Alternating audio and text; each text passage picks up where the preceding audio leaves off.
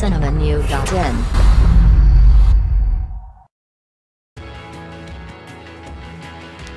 ஸ்ரீதிவ்யா ஆபாச வீடியோ ஒன்று தற்போது வைரலாக வருகிறது. சினிமா செலிபிரிட்டிகள் ஆபாச வீடியோக்கள் வெளிவருவது சகஜம் என்றாலும் இந்த வீடியோவுக்கு ஒரு பெரிய இம்பார்ட்டன்ஸ் இருக்கு. சமீபத்தில் அனிருத் வீடியோ என்ற வெளியானதை அனிருத் மறுத்தார். இப்படிதான் ஆண்டாண்டு காலமாய் நாம் பார்த்து வருகிறோம்.